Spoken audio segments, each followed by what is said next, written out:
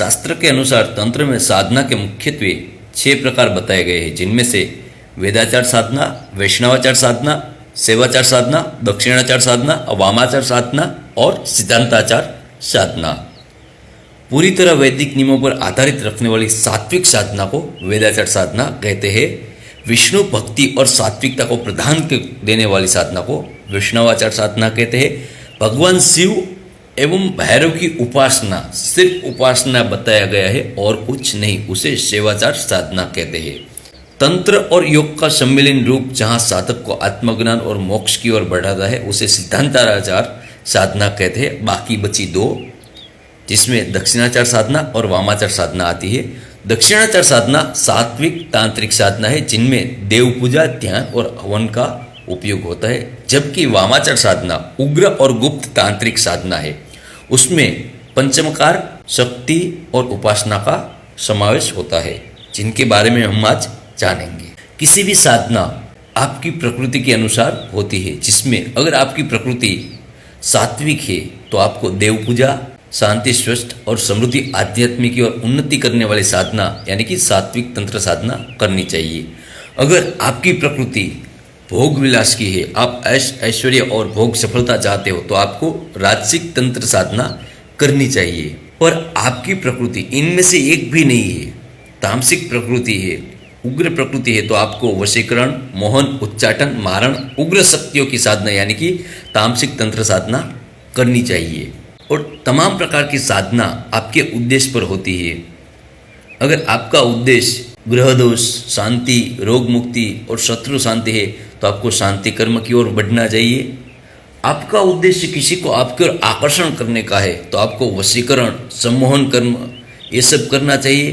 कि आपका उद्देश्य किसी की गति को रोकना है आगे बढ़ने से, या फिर किसी के कार्य को रोकना है, चाहे वो मारण कार्य हो, चाहे मोहन कार्य हो, या कोई भी कार्य हो, आपको उसको रोकना है, तो आपको स्तंभन कर्म की ओर बढ़ना चाहिए। आपका उद्देश्य किसी व्यक्ति या किसी शक्ति को दूर करना है, तो आपको उच्चाटन कर्म की साधना करनी चाहिए। आपको किसी 2 लोगों के बीच में बैर कराना है या 2 लोगों को बीच में तकरार करा के उनको अलग करना है, तो आपको विद्वेषण कर्म की साधना करनी चाहिए। आपका उद्देश्य किसी को मारना है, किसी को हानि पहुंचानी है, ऐसी हानि कि जो वहाँ से कभी वो ठीक ना हो पाए, तो आपको मारण कर्म की ओर बढ़ना चाहिए। तंत्र कर्म में मुख्यत्वे जिन देवों को पूजा जाता है उनमें से गणपति, शक्ति तंत्र में 10 महाविद्या, काली, तारा, भुवनेश्वरी आदि, भैरव तंत्र साधना, यक्षिणी, अप्सरा साधना, श्री विद्या साधना, कुबेर, नृसिंह, प्रत्यंगिरी, रुद्र, हनुमान तांत्रिक साधना, अघोर और श्मशान साधना, इन देवों का समावेश होता है। कुल मिलाकर तंत्र साधना में सात्विक, राजसिक, तामसिक आचार प्रकार और उद्देश्य के आधार पर अलग अलग गिना जाता है, जिनमें से हम आज जो पढ़ने वाले हैं उनमें से दक्षिणाचार और वाम मार्ग के बारे में बात करेंगे। मंत्र तंत्र 2 भागों में बटे हुए हैं, जिनमें एक दक्षिणाचार और एक वाम मार्ग। जितनी सात्विक साधनाएं आती है वो सब दक्षिणाचार में आती है, जिनमें शुद्धता, नियम, संयम और पूजा पाठ है। जिनमें शुद्धता, नियम, संयम और पूजा पाठ के माध्यम से साधना की जाती है, जिसमें देव पूजा, मंत्र जप, हवन, ध्यान, उपवास, ब्रह्मचर्य और धन का महत्व है, दान का महत्व है, वो सब साधनाएं दक्षिणाचार में आती है। दक्षिणाचार मार्ग गृहस्थ और सामान्य साधकों के लिए है। इस पथ पर चलने वाले साधक समाज और धर्म की मर्यादाओं का पालन करते हुए आध्यात्मिक उन्नति प्राप्त करते हैं, जिनमें श्री विद्या साधना, शिशुक्त, विष्णु, शिव, दुर्गा, गणेश, हनुमान मंत्र साधना का समावेश है। हालांकि हमने पहले ही आपको बताया, ये सब साधनाएं आपको दक्षिणाचार में मिलेगी। अगर आपको ये साधना करनी तो आपको दक्षिणाचार का मार्ग पसंद करना चाहिए। पर अगर आपकी प्रकृति उग्र है तो आपको वाम मार्ग में जाना है, जिनमें वाम मार्ग में तांत्रिक और उग्र मार्ग का समावेश है।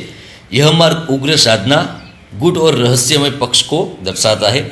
वाम मार्ग में मुख्यत्वे पंचमकार का महत्व माना गया है।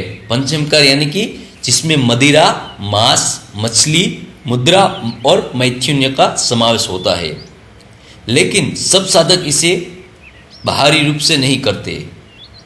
कई साधक इन्हें आध्यात्मिक रूप से भी ग्रहण करते हैं। वाम मार्ग में शक्ति साधना, भैरव साधना, कालिका साधना, उग्र तंत्र मंत्र, वशीकरण, मारण, मोहन, उच्चाटन जैसी क्रियाएं आती है। वाम मार्ग साधना सबसे फलदायी साधना होती है। अगर आपने इस तरफ वाम मार्ग का अनुष्ठान किया, अनुष्ठान पूर्ण होते ही आपको फल मिलना प्रारंभ हो जाएगा। अगर आपको तुरंत फल चाहिए, इस तरफ आपने साधना की और उस तरफ आपको फल चाहिए, तो आपको वाम मार्ग की साधना करनी चाहिए। इस साधना में आपको बाधाएं आएगी, डर लगेगा और जोखिम भी होगा आपकी जान का। अगर आपने साधना सही तरीके से नहीं की, आपकी साधना में कहीं कमी रह गई, तो हो सकता है आप पागल हो जाओ, या फिर उसका उल्टा असर हो, या फिर आपकी जान भी जा सकती है।